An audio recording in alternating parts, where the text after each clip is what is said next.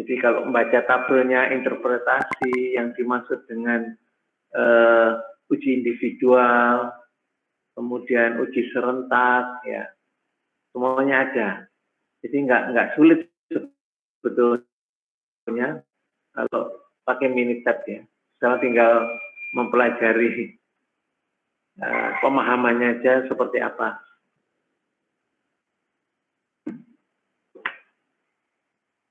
Nah, tolong dibuka juga buku blanknya ya. Buku blank.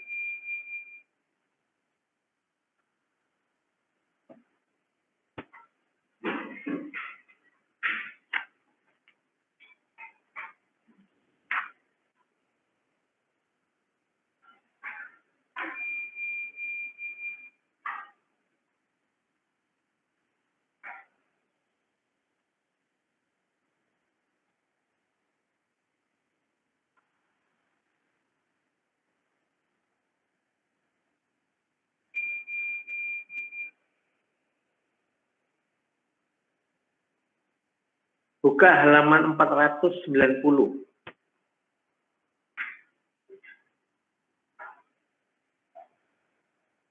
Di PPT kemarin ada, tapi coba kita telaah lagi supaya lebih jelas ya. Halaman 490. Saya nggak akan menjelaskan penurunannya itu ya, enggak. Cuman seperti apa sih ya membayangkannya itu kan. Di halaman 491 itu ditunjukkan gambarnya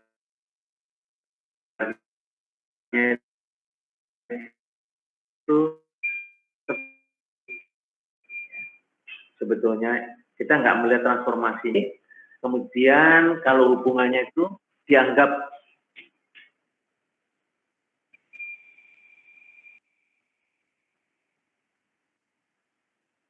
linier lurus ya. Sandrina halaman 490 ya. Sudah bisa masuk akhirnya. Baik, Pak. Ya, halaman 490 buku blank.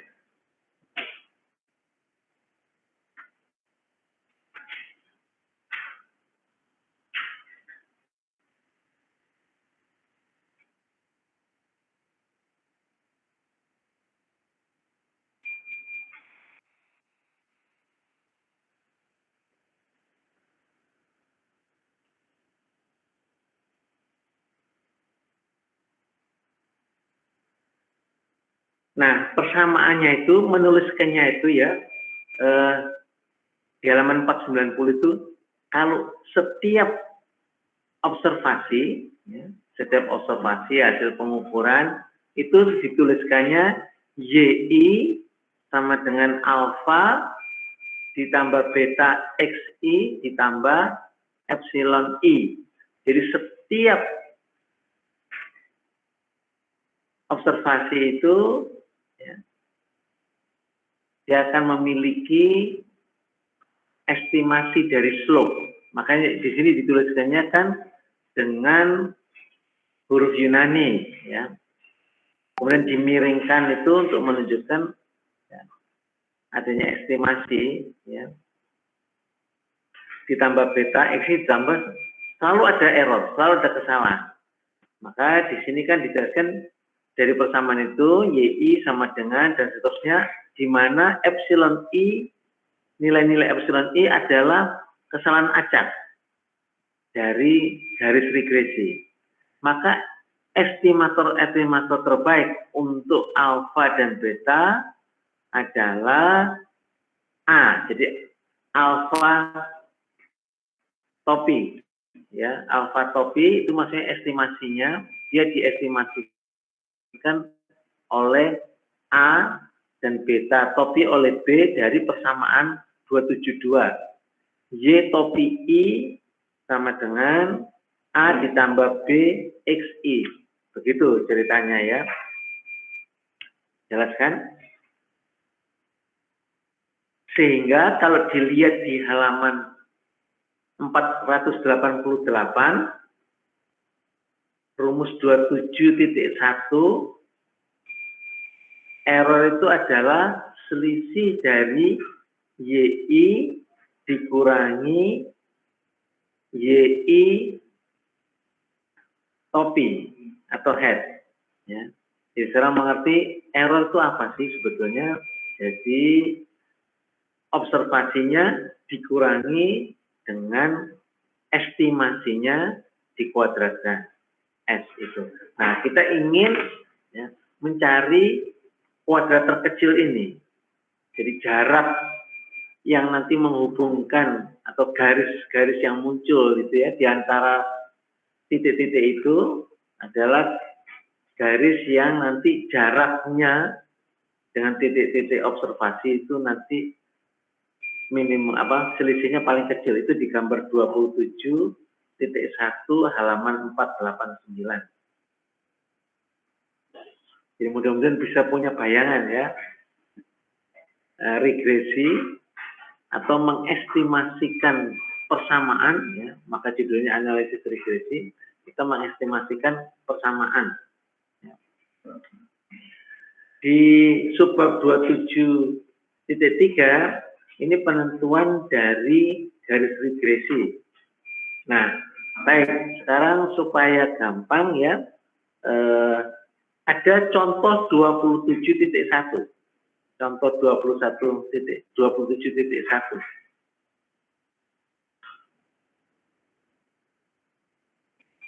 Ya. Kita praktekkan.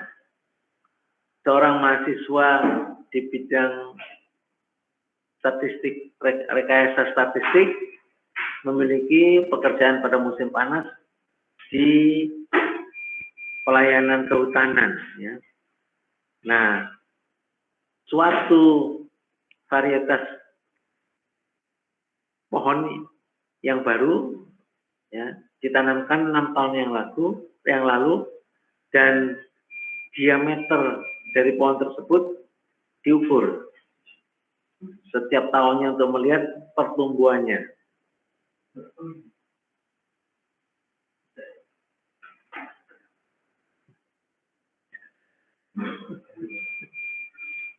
Ya. Jadi tahun pertama 1,3, tahun kedua 2,5, tahun ketiga 3,7, tahun keempat 5,3, tahun kelima 6,7, dan tahun keenam 7,2. Nah, kalau dibuat scatter plotnya, kemudian dipasang garisnya, itu akan kelihatan nanti dia seakan-akan ya lurus hubungannya. Ya. Coba yuk kita kerjakan.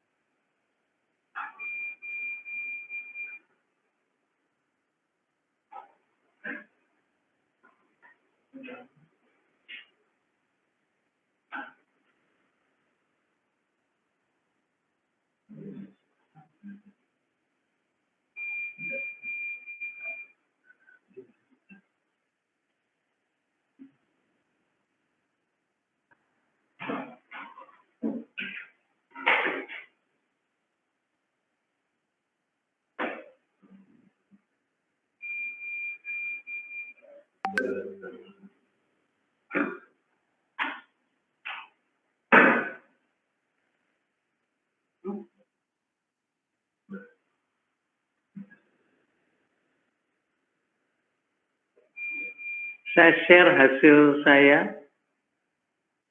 D, saya pakai diameter sama Y. 0,120 sama di sini ya, di buku ini. Tambah persamaan 2711. 1,229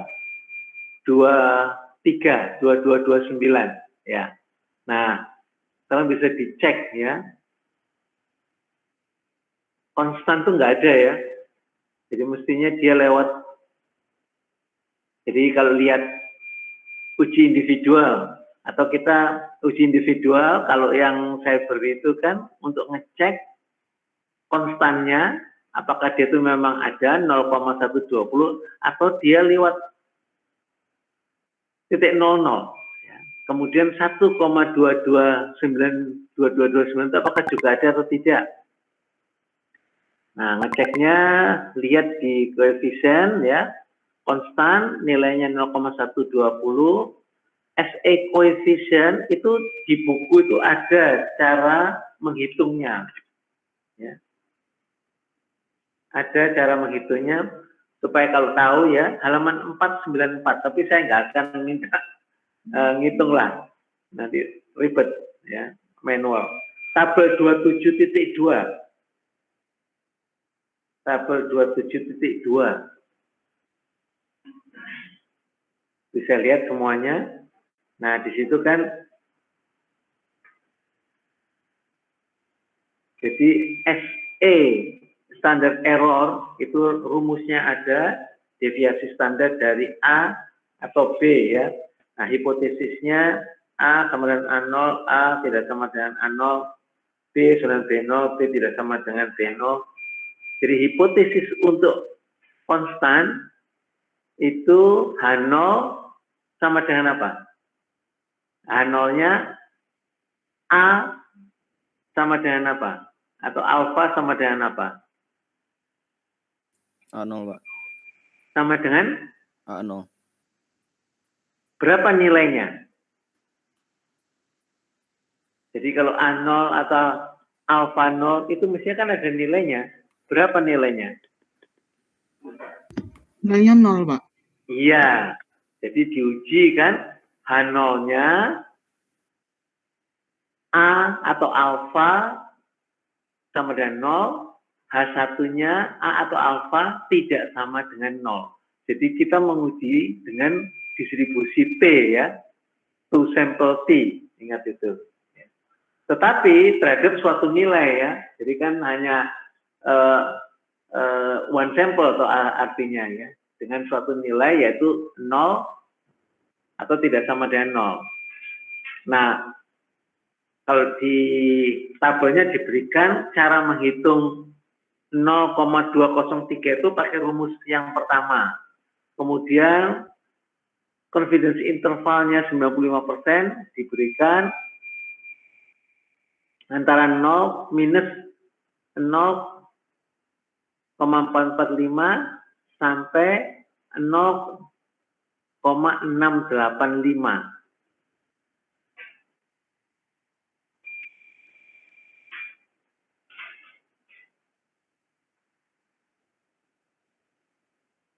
Nilai 0 termasuk nggak di situ? Di confidence interval ini. Masuk toh? Antara minus 0,4 sampai plus 0,68 ya. Berarti di confidence interval itu ada nilai 0. Jadi kalau ingat interval keyakinan ya, ada 0.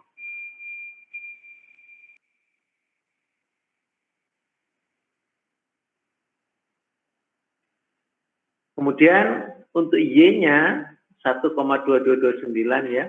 Kemudian menghitung T-nya itu ada caranya kan, T di tabel 27.2 itu ada caranya.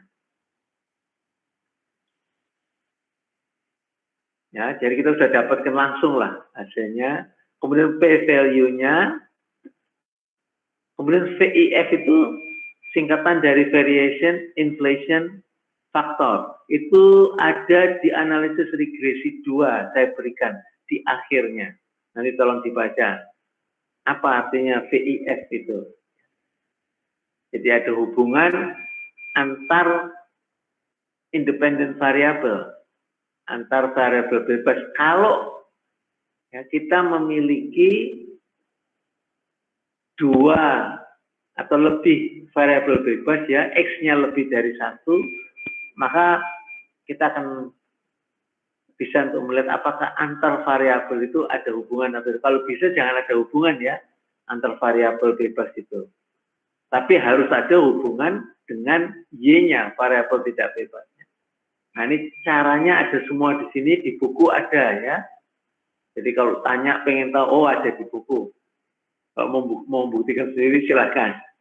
Nah kemudian model summary-nya. Nah ini untuk pengujian pertamanya kan biasanya tadi kemarin saya berikan R kuadratnya yang dilihat sama lack of fit. Nah R kuadrat kita gunakan bukan yang adjusted ya, R kuadratnya 99,28%. Cukup tinggi kan, artinya 99% variasi dapat dijelaskan oleh persamaan regresi. Artinya banyak titik yang berada di garis regresi tadi. S 0,21. Mohon kalau nggak jelas saya diberhentikan ya. Lihat analysis of variance. Jadi uji serentaknya. MSE-nya adalah 0,0477 ya. 0,0477. Itu diperoleh dari mana? Dari mana 0,0477? Ayo. Sekalian review tabel ANOVA untuk desain eksperimen. Ini sama ya, tabelnya sama. Dari mana? Nilai MS itu diperoleh dari mana? MS.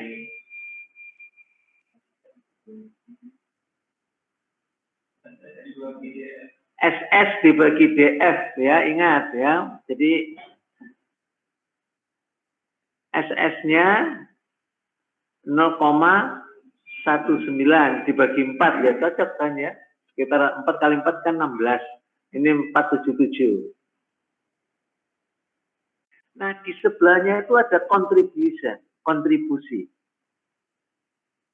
sebesar 99,28%. Nah, ini terus terang ya, perhatikan ya, siapa tahu suatu saat mempelajari statistik lagi dan selalu ya, kalau kita berbicara dalam kehidupan, kita punya persamaan, kita ingin selalu mencari, mengetahui persamaan itu yang dibentuk oleh variabel-variabel bebas atau faktor-faktor itu mana dari antara variabel bebas atau faktor-faktor itu yang memberi kontribusi yang besar terhadap variansi. Sumber malapetaka dalam kehidupan itu variansi. Ingat aja nanti, kalau punya pabrik, punya perusahaan ya, kalau terjadi variansi yang besar, itu berarti ada sesuatu yang nggak benar di dalam proses kita. Sama, kalau nilai saya di kelas variansinya besar, ya bisa dikatakan ada yang nggak benar, mungkin ya dosennya yang salah. Bisa saja, karena nilainya terlalu berbeda satu sama lain. Nah, contribution itu dalam persentase, ya. Jadi kalau kita melihat ini yang sering ya, mohon maaf memang dosen-dosen statistik belum tentu menjelaskan seperti ini. Analysis of variance, source itu ya, artinya apa sih? Source itu artinya adalah sumber dari variansi. Itu maksudnya. Jadi kalau kita membaca source di tabel ANOVA itu adalah si regression atau faktor X1, X2, X3 atau apa saja, itu berarti itu adalah sumber variansi. Maka di sini dihitungkan kontribusinya seberapa besar. Kontribusinya adalah 99,28%. Lihat nilai R kuadrat berapa? 99,28%. Ya. Jadi variasi yang dapat dijelaskan oleh persamaan ini sebesar 99. Jadi dapat dikatakan artinya apa? Kalau kita tadi kan error itu kan selisih kan antara titik pengamatan dengan titik estimasinya yang ada di garis regresi. Berarti 99% titik-titik itu berada di garis regresi. Sehingga selisihnya yang menimbulkan variansi itu kecil sekali. Itu ya. Ini kalau di analisa numerik nggak sampai seperti ini ya. Cuman keluarkan persamaan gitu aja. Tapi seberapa valid ya sahih kita nggak tahu. Jadi kontribusi dari error itu kecil sekali. 0,72%. Nah, F itu adalah MS dibagi error, MS error ya, MS regresi dibagi MS error. Nah, kita dapatkan seperti itu persamaannya. Sampai di sini ada pertanyaan? Nggak ada ya. Jadi kita tahu cara bacanya seperti apa. Nah, kemudian kan ditanyakan kan,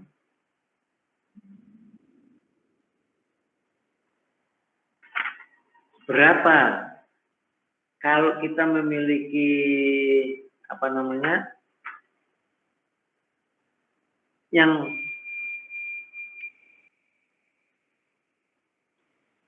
pertanyaan B-nya di bawah contoh 271, estimasikan rata-rata diameter untuk pohon yang usianya 3,5 tahun. Tinggal dimasukkan saja ya. Nah, saya jujur aja belum terbiasa dengan versi ini. Mestinya kita tuh bisa melakukan estimasi. Nah, saya belum ketemu. Di regression. Nah, saya di dialog, kotak dialog ini kok belum menemukan. Kalau yang lama tuh bisa. Saya nggak tahu validation enggak. Bisa.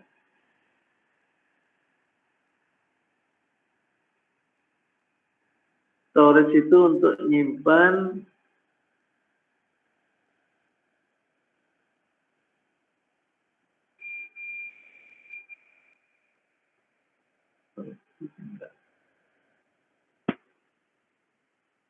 harusnya ada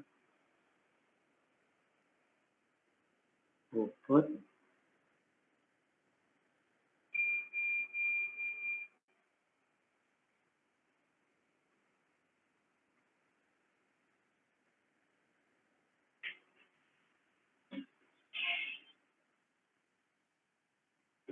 Nanti saya itu kan.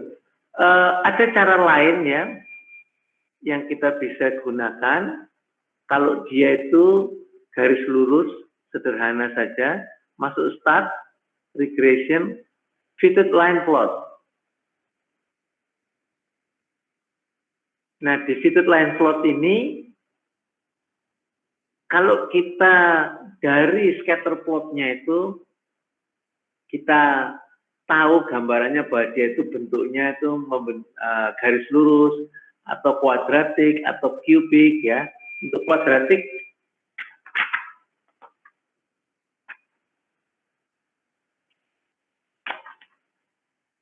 persamaan kuadratik itu seperti apa? Coba. Y sama dengan A Ditambah apa?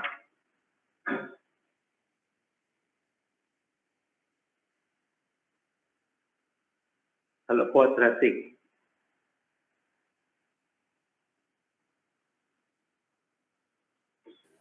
Tambah BX ditambah CX kuadrat, Pak. Ya, lihat halaman 504. Lihat 504. Waktu itu kita lihat polinomial. Ya.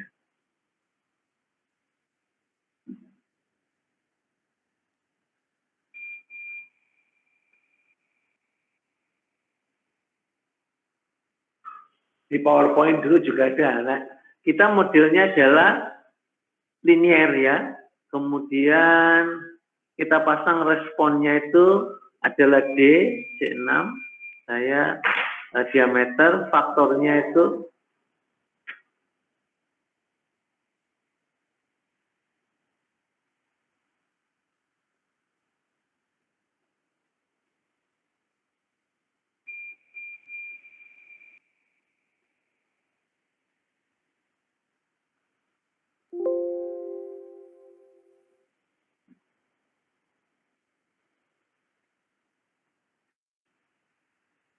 bisa diokekan.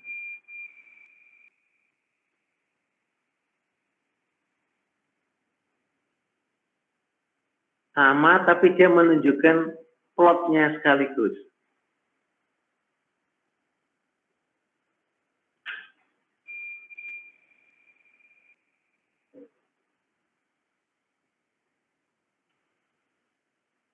Ya, kenapa R kuadratnya 99%? Lihat nih kan, titik-titiknya itu ada 3 yang persis, ya nempel lah di garis, 4 malah ya.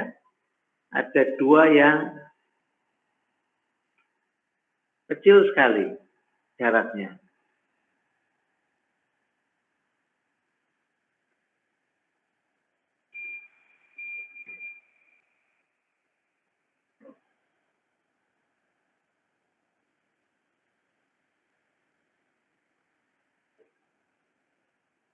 Itu model yang sederhana ya, model sederhana hanya satu prediktor saja. Nah, kalau kita ingin melakukan prediksi, ya, prediksi, ada pertanyaan nggak sampai di sini? Bingung nggak tadi caranya? Nggak ada yang bingung ya? Bisa ya? Aman, Pak. Oke, aman. Baik, sekarang masuk ke statistik, masuk ke time series.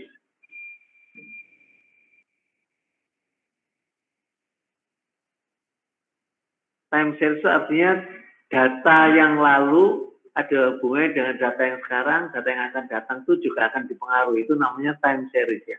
Kita gunakan trend analysis. Variabelnya adalah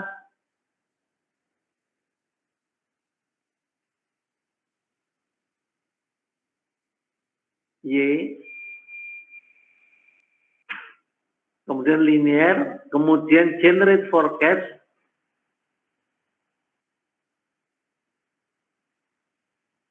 kalau enggak kemudian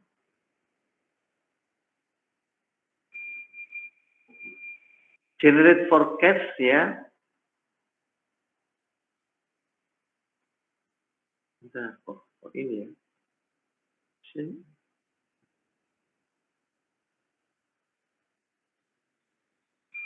Masukkan parameter value. Saya agak lupa. 3,5 ya mungkin ya.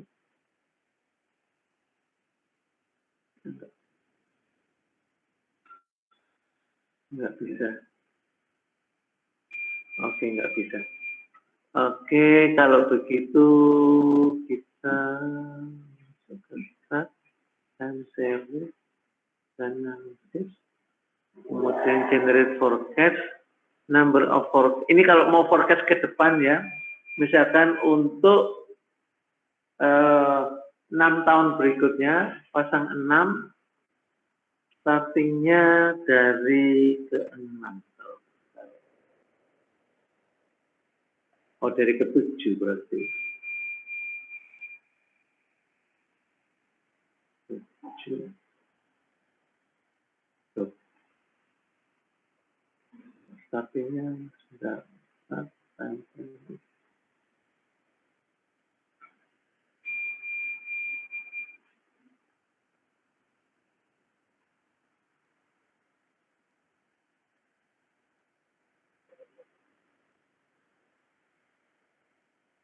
Ini dari 6.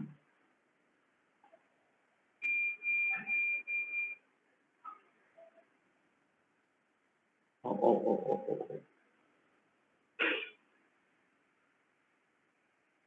Ini enggak ada. Hilangkan 3,5, sorry.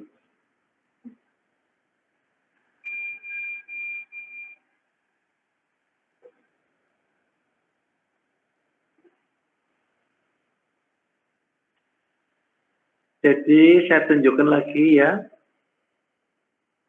Time series trend analysis diisi, generate forecast itu diisi number of forecast-nya 6. Jadi kita mau 6 ke depan, nanti mulai dari mana? Dari 6. Ya. 6 yang ada, kemudian nanti akan keluar 6 berikutnya, kan? Seperti ini. Yang lain-lainnya nggak usah diisi dulu, ya. Nggak usah dikosongin semuanya, grafik dan sebagainya. Nanti keluar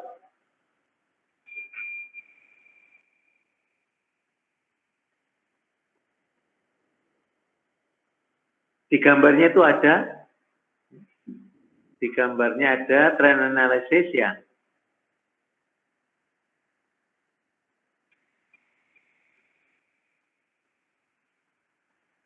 Cuman saya kok, oh saya keliru. Mestinya D ya. Saya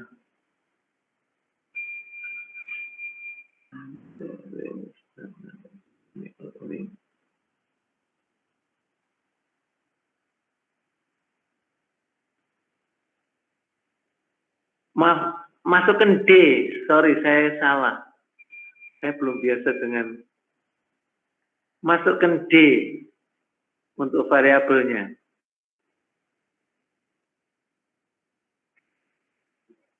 Untuk variabelnya D. Diameter yang berubah-ubah ya. Dia responnya ya. Saya salah.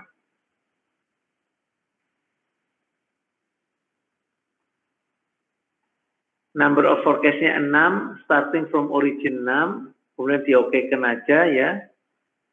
Maka akan keluar persamaannya ya, sama dengan yang tadi waktu regresi, kemudian ditunjukkan grafiknya. Ya. Nah, untuk keakurasiannya di sini digunakan 3 macam. MAPE, MAD, sama MSD. Kita pakai yang MSD aja. Mean Square Deviation. Jadi kita bisa meramal ke depan dengan persamaan ini.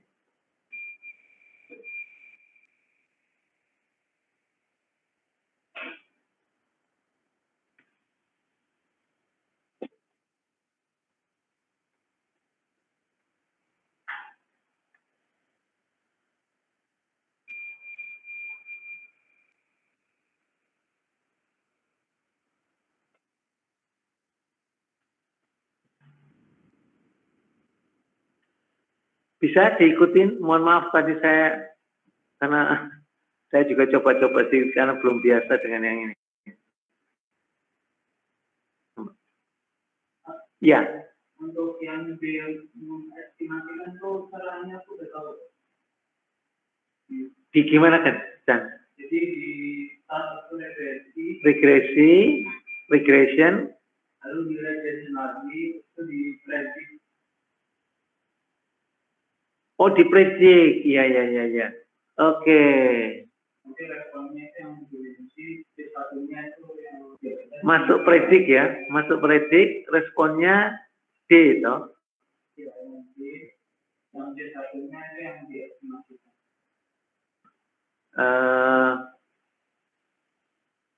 Jadi kita masukkan 3 koma itu di mana? 3,5 di C1. Di C1. Oke. Masukkan. Oh, misal di kolom berapa saja kan? Iya. Misalkan saya 3,5. Kemudian persamaannya Sama nanti yang 4,4 itu diisi. 3,5. Bentar.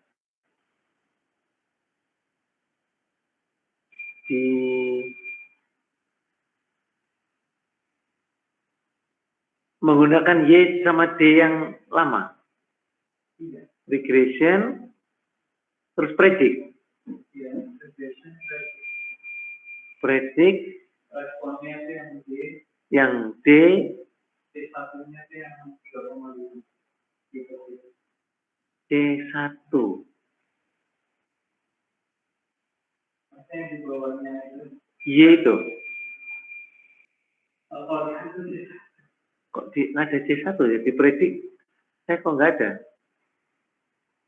Coba.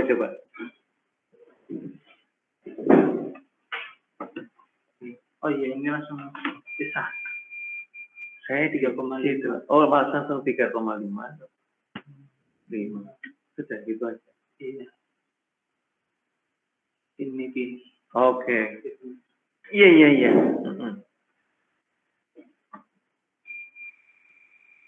Sudah lihat teman-teman. Untuk memprediksi 3,5 tadi. Kalau yang lama, Minitab versi lama itu jadi 1 semuanya. Ini masuk ke predict. Gimana? Halo? Ya, Pak. Bisa? Bisa, Pak. Oke.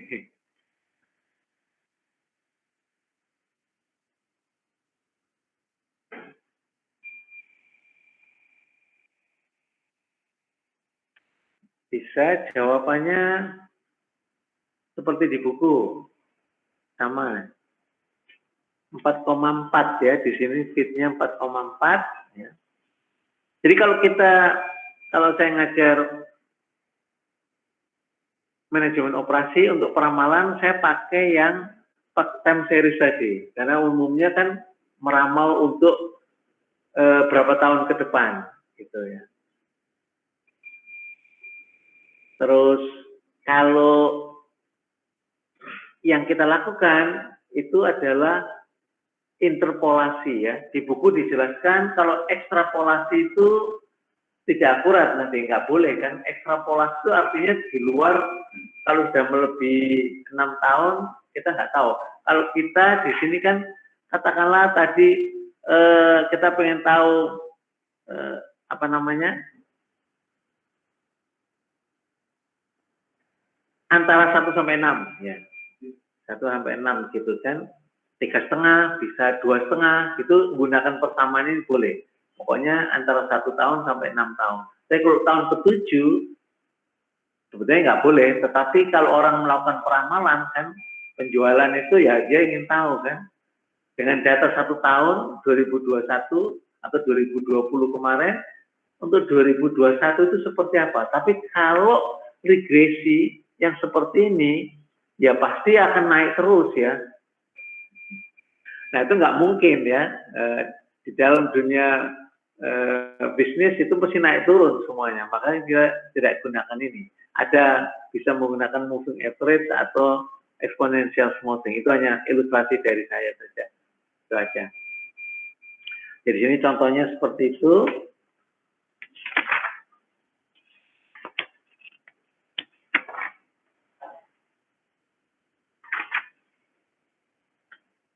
Nah, selain melihat R kuadratnya ya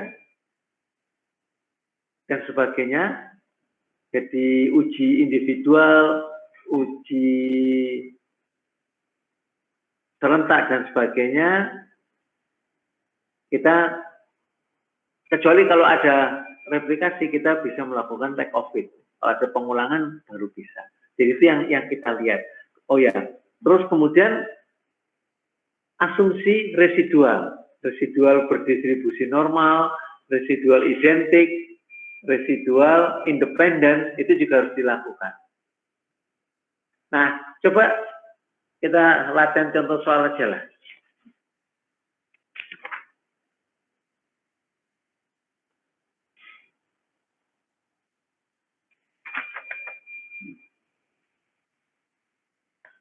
Contoh 27.3. 27.3.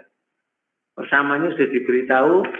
Datanya ada di tabel 27,27.3. Coba, bisa nggak mendapatkan hasil yang sama?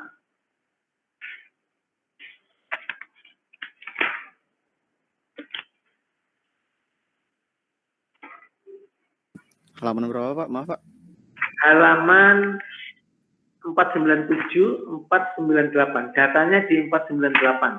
Jadi di sini menguji new airfoil pesawat itu untuk 7 kecepatan pada suhu minus 17 derajat Celcius dan mengobservasi temperatur di ujungnya.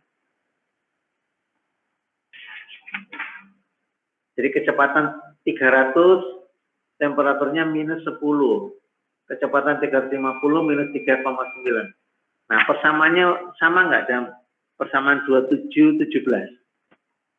Hasilnya sama nggak?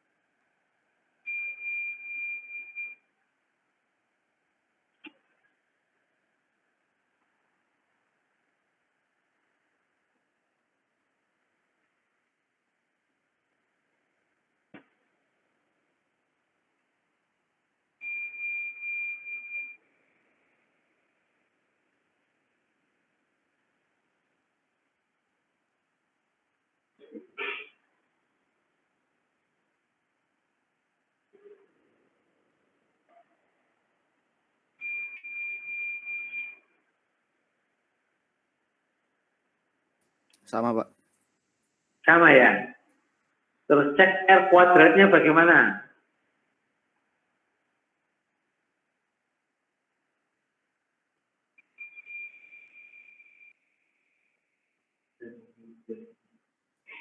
Sembilan 96,35%, Pak. 96%. Iya, Pak. Ya. Kemudian uji individual.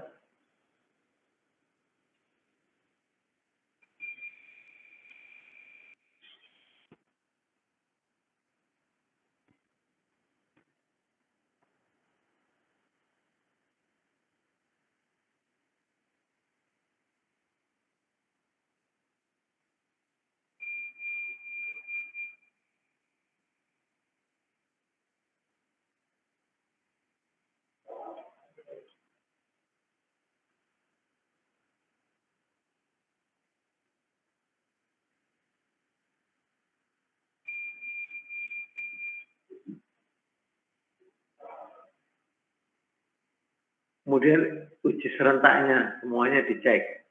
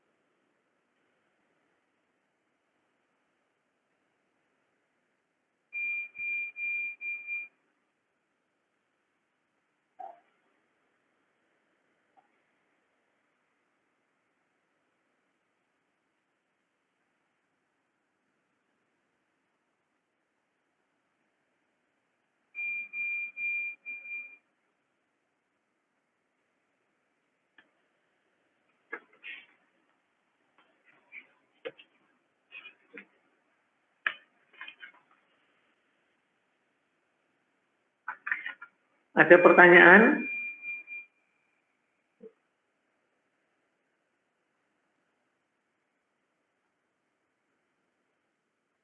Sampai di sini ada pertanyaan untuk regresi linear sederhana. Baik, kalau nggak ada, saya akan pindah ke halaman 501 untuk multiple regresi atau regresi berganda. Lihat regresi berganda.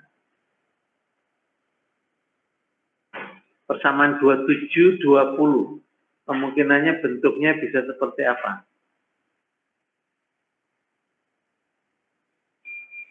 Jadi ada beberapa X ya, di sini ditunjukkan 2X, X1, X2.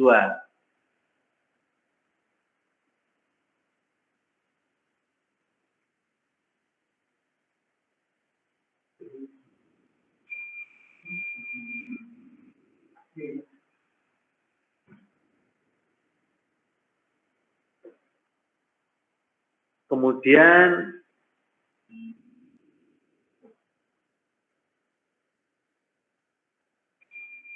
ada kalau pakai kuadrat, ya, ada interaksi dan sebagainya. Kita sekarang yang tidak ada interaksi, tidak ada kuadratnya, hanya X1, X2, X3.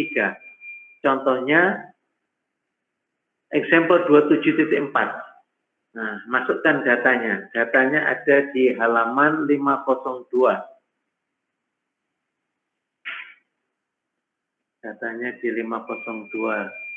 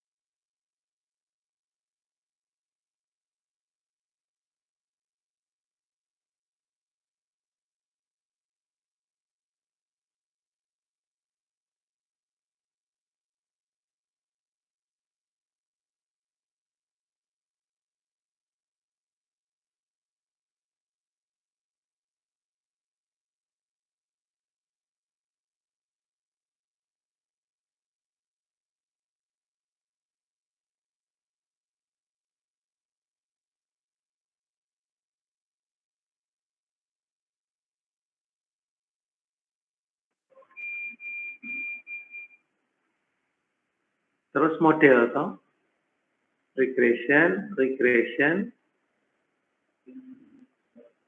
fit regression model. Nah, responnya, responnya kan satu saja, responnya Y-nya saja, cuman kan ada X1, X2, X3, itu dimasukkan, cuman itu aja, ya. Nanti kalau ada kuadrat ya dimasukkan kuadrat di situ kan, tapi ini kan kita yang berganda, sederhana. Oh itu data-data itu kan ada data kategoris, data numerik. Jadi kita nggak ke sana dulu. Jadi jenis data itu ada di continuous predictor saja. Ya. Jadi kalau statistik ada data jenis itu macam-macam ya.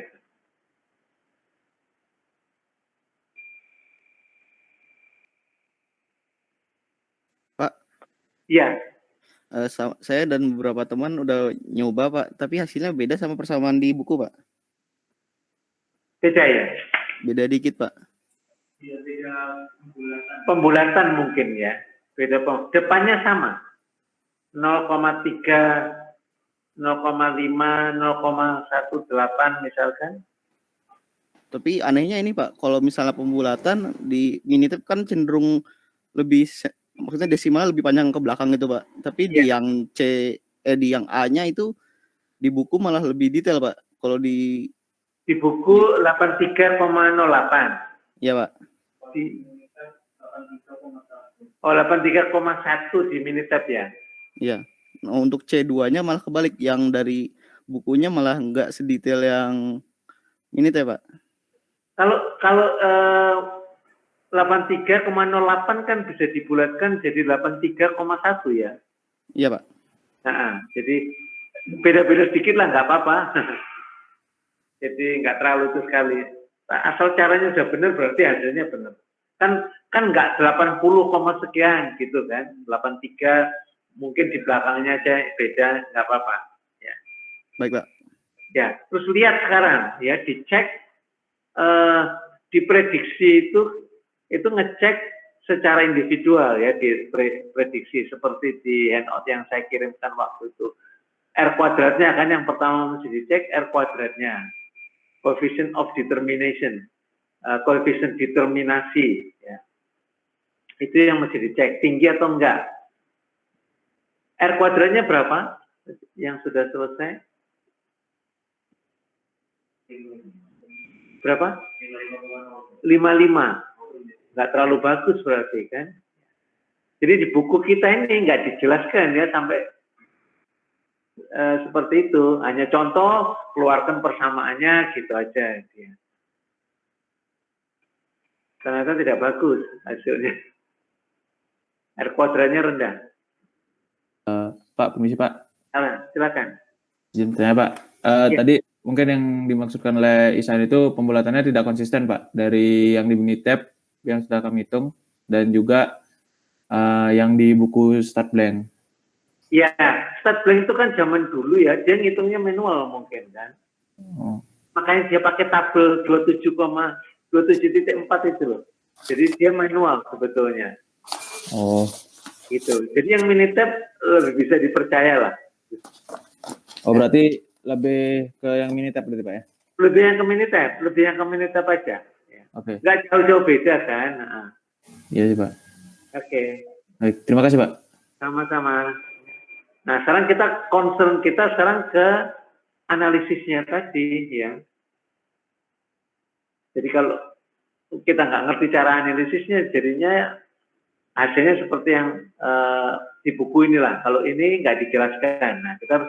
Cuman teorinya dijelaskan di buku. Cuman dia ngitungnya kan sulit kalau manual kan.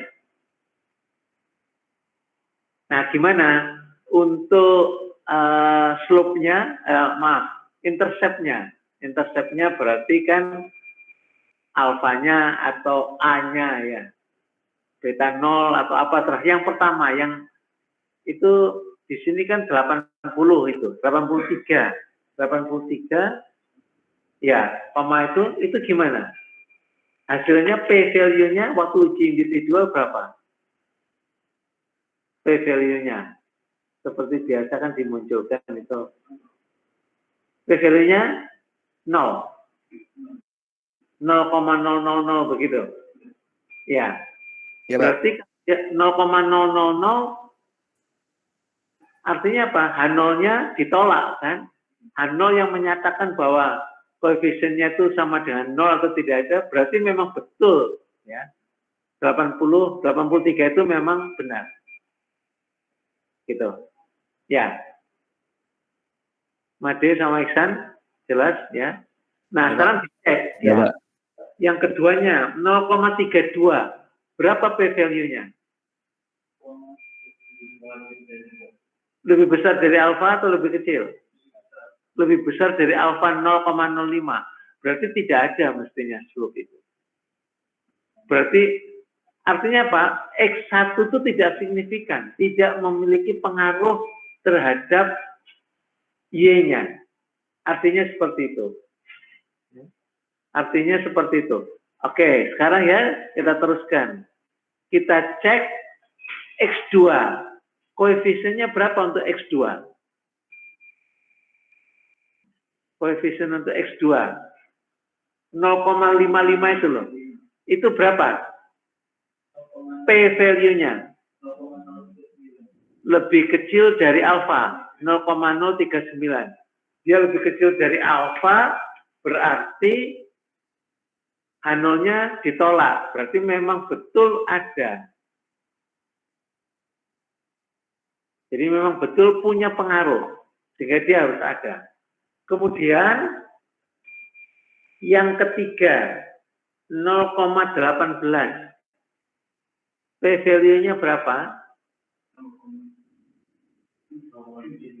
0,751. Berarti dia tidak signifikan. Berarti tidak signifikan. Berarti tidak perlu dimasukkan dalam persamaan. Nah, kalau kita lihat secara serentak di ANOVA-nya ya, di ANOVA-nya itu, yang ada kan regresi dan error, ya. Jadi tiga-tiganya sudah dimasukkan di situ. P-value-nya pasti tidak terlalu kecil. Berapa P-value-nya? Berapa P-value-nya di analysis of variance? Yang serentak, regresi. 0,08. Nyaris toh dia. Karena 2 ditolak. Di individual dibuktikan bahwa 2 tuh. Jadi kita sudah bisa melihat dari p-value yang bersama-sama dari regresornya tadi. Nah, coba sekarang ya lakukan regresi hanya menggunakan X2 saja. X2 saja ya. Coba gunakan X2 saja.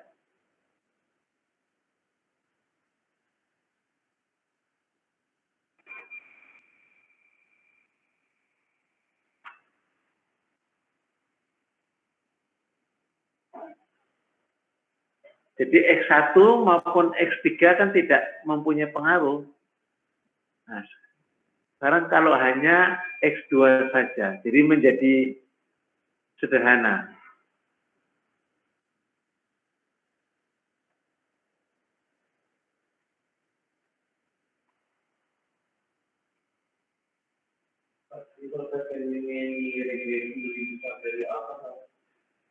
Kalau p-value-nya lebih besar dari alfa, berarti kan H0-nya gagal ditolak. Artinya, di H0-nya tadi kan koefisiennya sama dengan 0. Berarti kalau gagal ditolak memang betul ya. Walaupun ada nilainya, katakanlah 0,3, itu nggak ada artinya secara statistik. Secara statistik 0,3 sama dengan 0. Begitu caranya statistik itu. Ya. Nah, makanya orang sering membuat garis regresi menggunakan Excel gampang, Pak Excel langsung keluar nanti. R kuadratnya pun juga dikeluarkan. Cuman detailnya tuh harus diinstal lagi, maksudnya di add-in ya. Di add-in baru bisa. Jadi sebetulnya Excel juga bisa mengeluarkan analisis seperti ini. Pak mau tanya Pak, Ya, silakan. kan di kasus ini kan C1 dan C3-nya itu kan tidak signifikan Pak, koefisiennya Pak. Ya. Nah itu kalau kita mau dapat persamaan regresinya, apakah kita buat regresi baru hanya terhadap C2 atau pakai yang ada aja tapi yang C1 dan 3-nya dihilangkan Pak? Loh ya, C1 dan C3-nya dihilangkan. Jadi sebaiknya dihilangkan karena terbukti dia tidak signifikan. Jadi jangan dibiarkan. Terus ngitungnya pakai C2-nya saja. Enggak, jangan begitu ya. Makanya tadi saya minta di-run lagi. Regresi hanya menggunakan X2-nya saja. Nah, ini teman-teman di sini sudah menghasilkan. Bagaimana R kuadratnya sekarang? Jadi 50 Pak. Tadinya berapa? 55 Pak. Sekarang turun.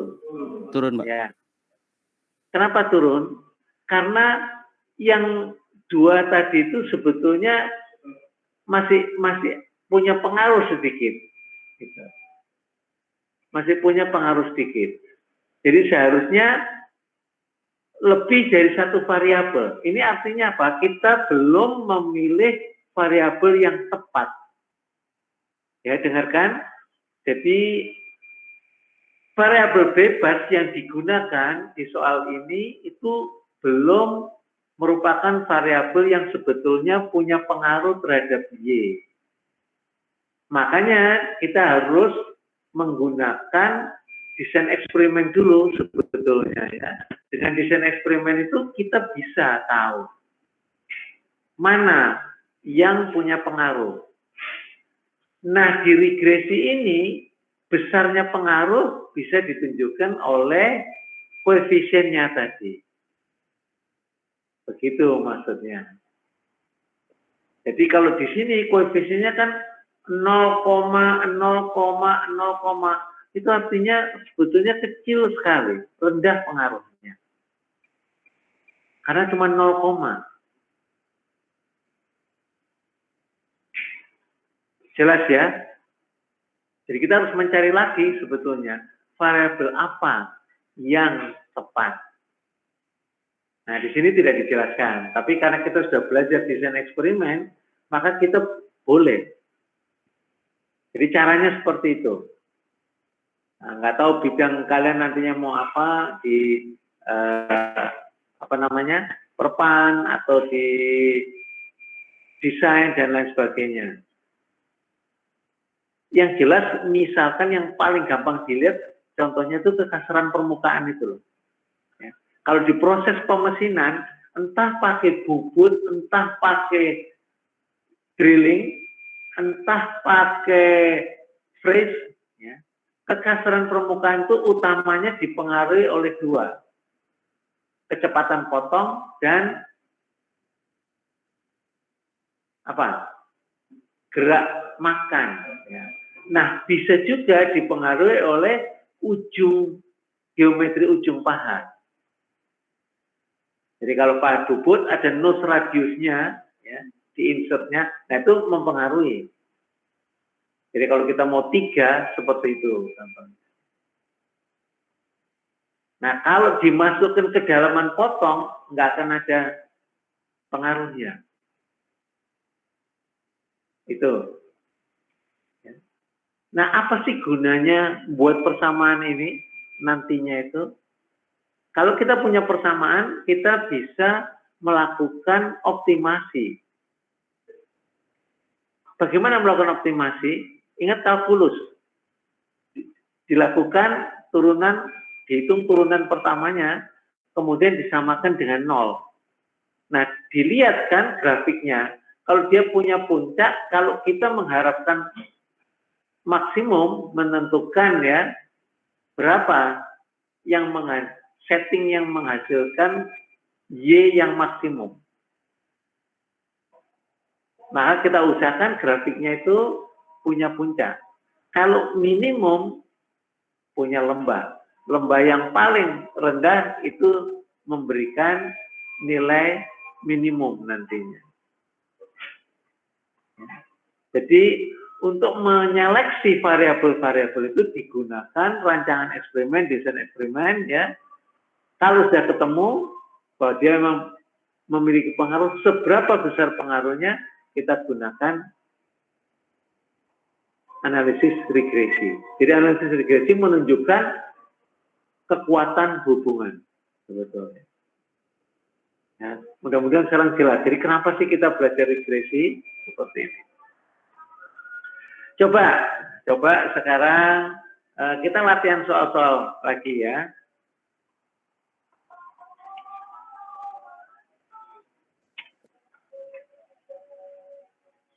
Buka halaman ke ini aja. Halaman 513 problem soal 27-17. Bagian A-nya saja.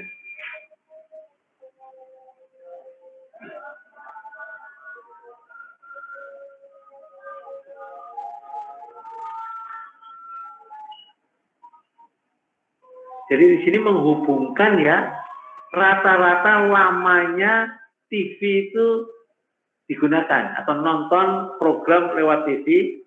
Nah, yang dijadikan variabel bebasnya adalah jumlah orang ya yang ada di rumah itu, number in household, kemudian income-nya, pendapatannya. Apakah kalau pendapatannya tinggi, dia akan lebih sering nonton? Pendapatannya rendah, dia harus kerja, jadi nontonnya berkurang jamnya, seperti itu. Coba.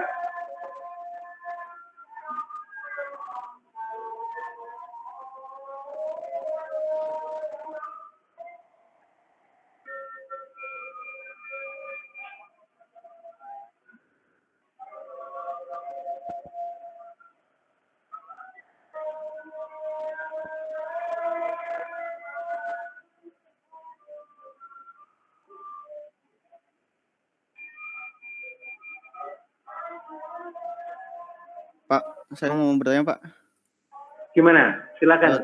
Terkait yang tadi saya mungkin kelewat Pak. Jika p-value dari regresinya itu di bawah alfa, artinya apa Pak?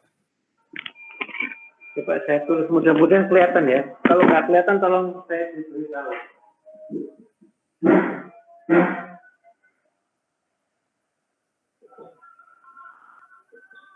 Ini kita 0 ditambah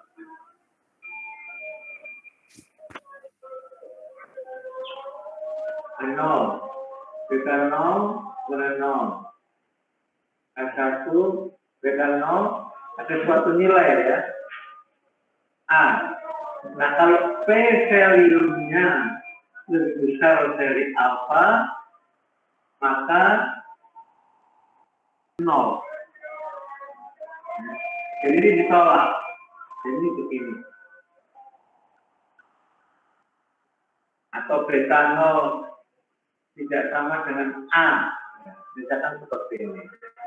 Tapi kalau P value-nya lebih kecil dari alfa, maka tolak 0.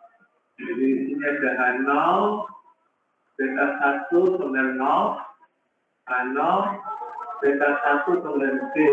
Maka di sini beta 1 sama dengan B. Benar.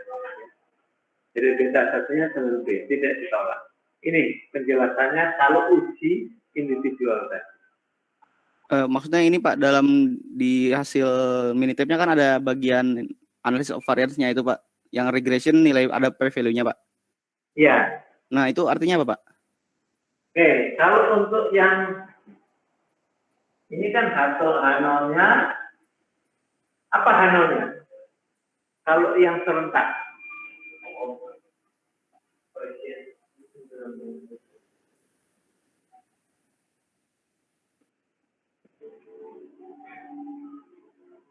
Beta 0 Beta 1 sama dengan beta I kan? Sama dengan 0. H1-nya apa? Paling sedikit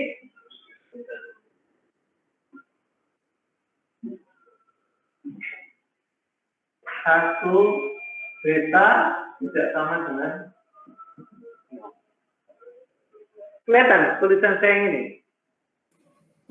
Tidak terlihat Pak, tapi mungkin saya minta tolong teman-teman yang di dalam aja untuk foto di share ke grup aja Pak.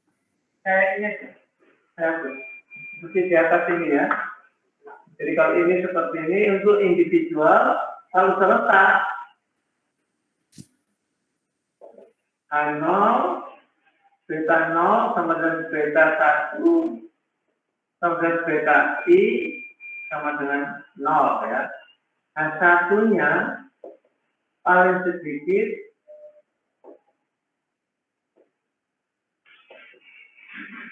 satu beta tidak sama dengan 0. Jadi kalau P value-nya lebih besar dari alfa, H0-nya gagal ditolak. Kalau P value-nya kecil dari alfa, maka beta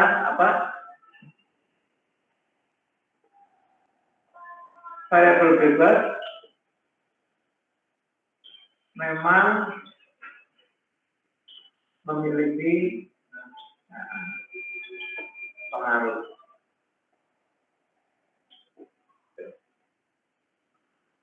Seperti yang kemarin waktu desain eksperimen.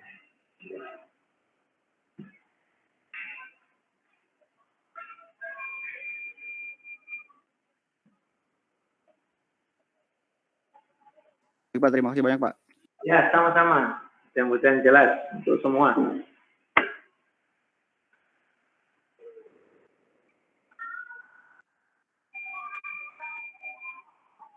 Ada lagi mungkin pertanyaan? Silakan.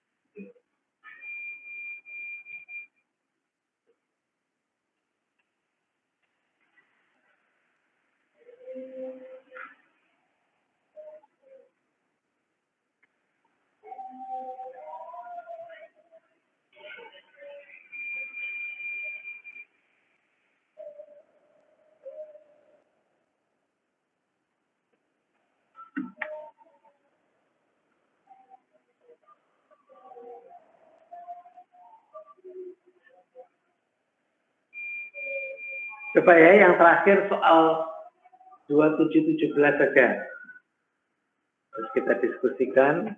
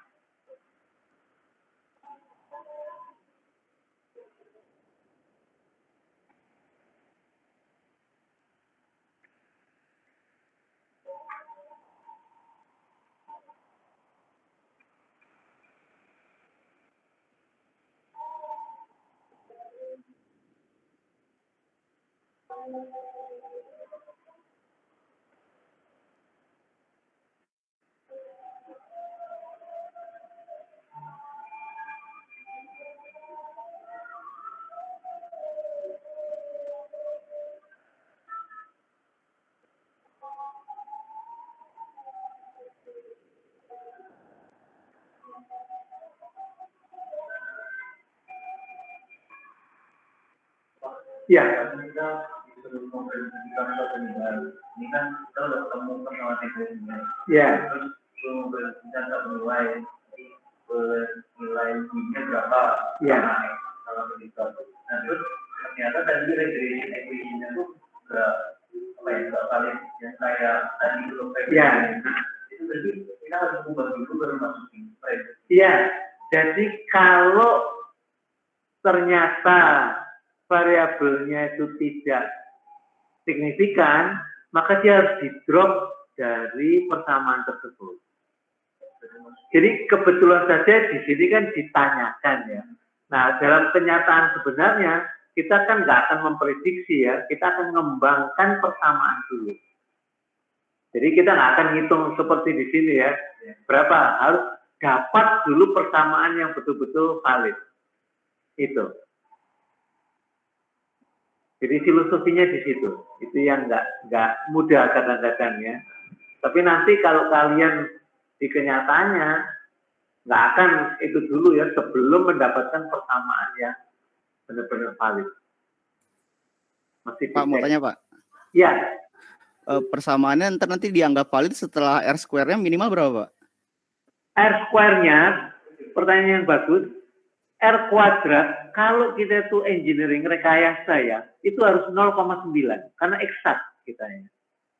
Kalau ilmu sosial 0,6 dia sudah happy dia, sudah bahagia karena variabelnya sulit di dunia. Ya. Jadi kalau engineering minimal 0,9, kalau enggak akan dianggap bagus. Itu kan ya. Oke. Kalau teknik 90% Pak. 90%. Oke Pak. Minimal ya.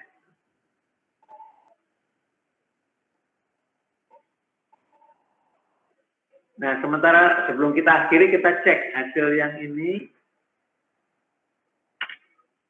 Persamaannya kan sekitar 15,87 ditambah 0,121 X1 ya. Coba dicek. Sama, sekitar itu mestinya.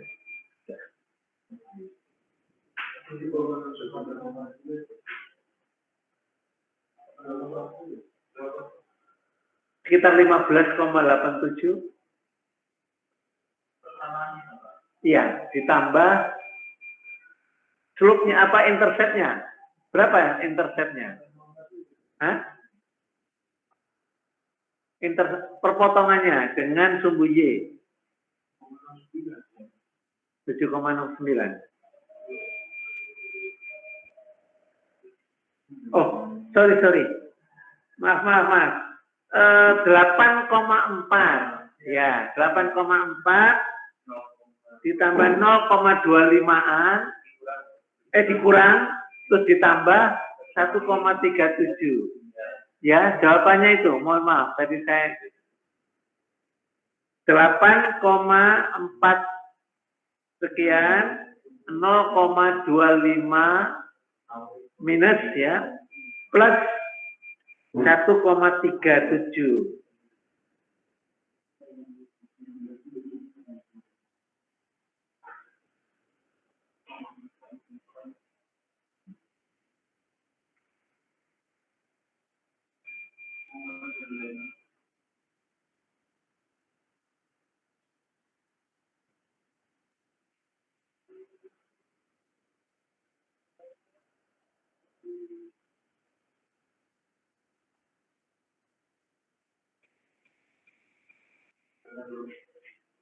Delapan 8,4 ya.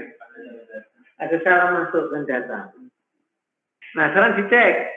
Nah, R kuadratnya berapa? Berapa? 72 Pak. 72, betul. Terus kemudian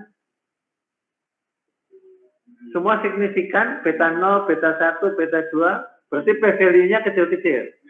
Ya. Iya Pak. Lihat sekarang di analisis variansinya, p-value-nya berapa? Kecil juga pasti. Iya. Betul Pak. Ya, itu kan.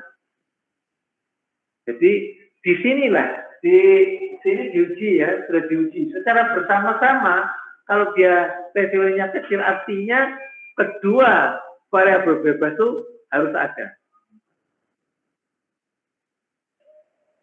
Kemudian kita ingin tahu seberapa besar pengaruhnya itu lewat koefisien tadi kan. Nah, itu yang di atas buktinya. Itu loh. Ya, baik. Sekian dulu. Terima kasih. Selamat siang.